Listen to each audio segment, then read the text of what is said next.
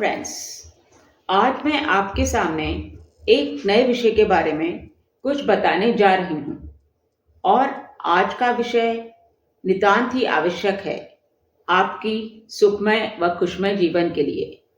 और आज का विषय है प्यूरिटी ऑफ हार्ट, दिल की प्यूरिटी। आपका दिल जितना ही शुद्ध और पवित्र होगा, आपकी जिंदगी उतनी ही खुशमय होगी, उतनी ही सुखमय होगी। क्या आप जानते हैं कि cleanliness is next to godliness. External cleanliness is important for earning grace of God and outer cleanliness is just a reflection of your inner cleanliness. आप बाहर जितने ऑर्गेनाइज रहते हैं फ्रेंड्स, जितने डिसिप्लिन वे में बिहेव करते हैं, वह आपकी इनर स्ट्रेंथ को, आपके इनर हार्ट को शो करता है। आपके इनर हार्ट में यदि पवित्रता है, प्यूरिटी है, तभी आप बाहर भी सिस्टमेटिक और ऑर्गेनाइज्ड वे में बिहेव करेंगे।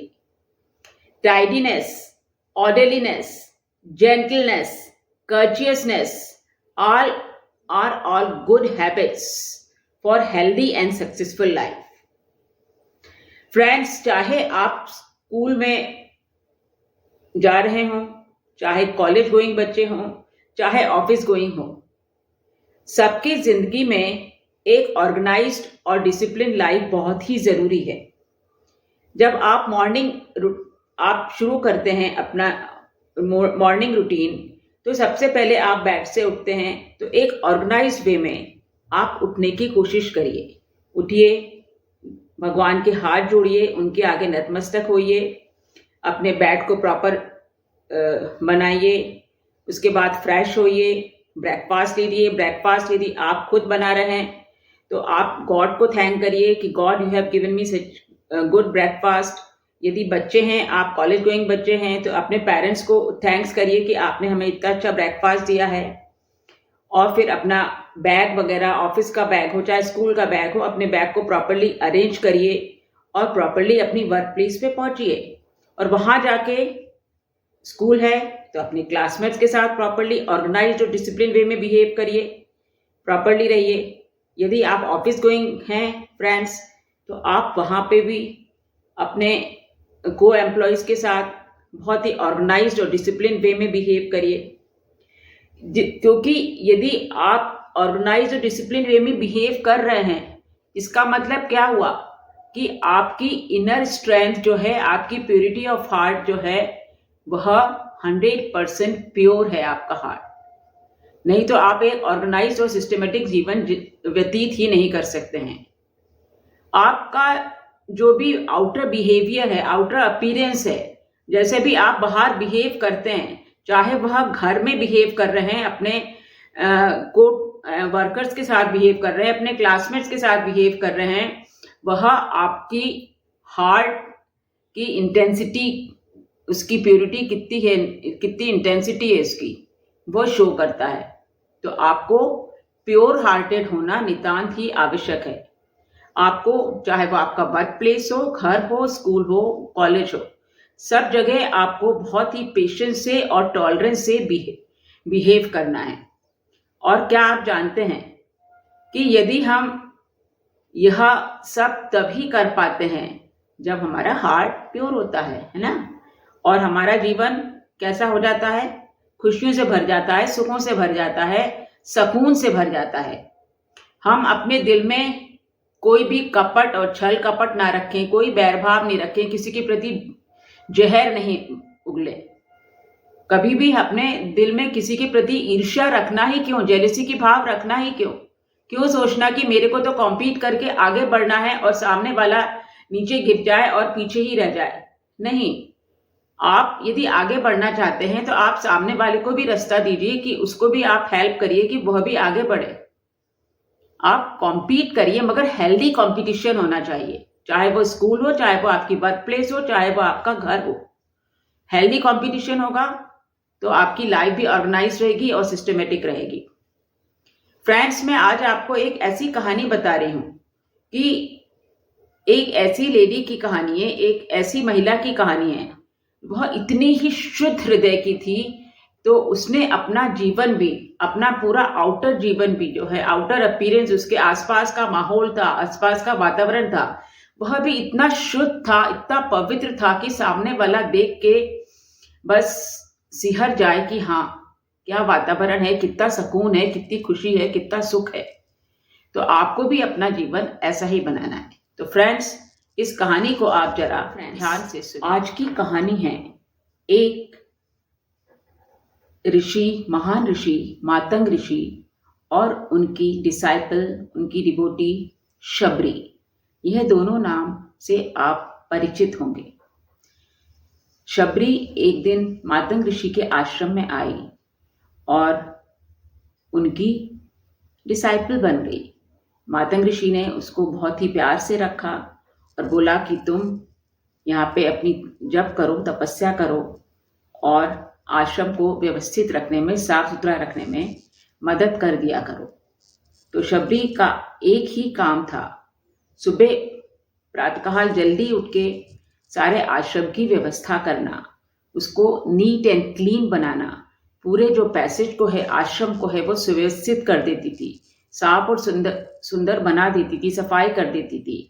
दोनों आश्रम के आसपास फूलों की क्यारियां बनाई और रोज उसमें पानी देना, उन फूलों का ध्यान रखना और मातंग ऋषि को पूजा करने में फूलों की व्यवस्था करना, यह सब उसका काम था। और यह काम वो बहुत डिवोटेडली, बहुत ही रिलीजियसली करती थी, बहुत मन से करती थी, क्योंकि उसका हृदय शुद्ध था, पवित्र था। वह बहुत मन लगाकर मातंग ऋषि के आश्रम में काम करती थी। इवन वहां का आश्रम इतना प्योर, इतना पवित्र हो गया कि वहां के जो एनिमल्स थे, बर्ड्स थे, वह भी वहां पे उन सब उसके दोस्त बन गए और वहीं पर विचरण करते थे और आराम से रहते थे। तो एक बार क्या हुआ, मातंग ऋषि बिल्कुल अपने डेथ बेड पे थे। वह जब जाने वाले थे तब उन्होंने शबरी को अपने पास बुलाया और बोला कि यह मेरा एक स्पिरिचुअल पावर है, मैं इस चीज को देख सकता हूँ, समझ सकता हूँ कि बहुत समय बाद भगवान राम आएंगे और तुमको दर्शन देंगे। तुम यहीं पे रहना और उनका इंतजार करना, बस। अब शबरी के मन में एक ही लॉन्गिंग थी, एक ही विश थी कि मुझे भगवान राम के दर्शन करना है। और बस मातंग ऋषि के जाने के बाद बस उसने अपने कार्य को चालू रखा। वो रिचुअल्स में बिलीव नहीं करती थी कि जप करना, तपस्या करना या हाथ जोड़ के बैठा रहना, नहीं। उसके मन में बस एक भगवान नाम का स्मरण कांस्टेंट चलता रहता था और पूरे टाइम वह व्यवस्थित आश्रम को रखती थी कि कब मेरे भगवान राम आएंगे और कब मेरे को उनके दर्शन होंगे। वो रोज उसी तरह से साफ सुथरा रखती थी, क्यारियों को, फूल पौधों को पानी देती थी कि मैं भगवान राम को फूल अर्पण करूंगी, फल अर्पण करूंगी और किस तरह से मैं उनके दर्शन करूंगी। तो उसकी जो एक लॉन्गिंग थी, अंदर से जो एक तीव्र उत्कंठा थी, इच्छा थी, इसके सहारे वह आश्रम में रहने लगी और काम करने लगी। दिन पे दिन, महीनों पे महीने और सालों बीतते चले गए। अब शबरी थोड़ी सी वृद्ध अवस्था में आ गई थी, आंखों से उसे कम दिखाई देने लगा। फिर भी उसकी काम के प्रति जो उत्साह था वह कम नहीं हुआ। वही आश्रम की सफाई करना, वही पेड़ फूलों का ध्यान रखना, वही उसी उत्साह से सारे काम वह करा करती थी। और एक दिन क्या हुआ, क्योंकि उसको अपने ऋषि के, अपने मातंग ऋषि के गुरु जो उनके थे, उनकी बात में फेथ था कि उन्होंने कहा था कि तुम्हें भगवान राम के दर्शन होंगे। तो इस चीज का उसके अंदर बहुत विश्वास था। तो बस इसी विश्वास के सहारे वह अपनी जिंदगी निकालती गई। और एक दिन वह आया कि भगवान राम खुद उस आश्रम में आए और शबरी को दर्शन दिए। अब शबरी का तो हाल बेहाल हो गया।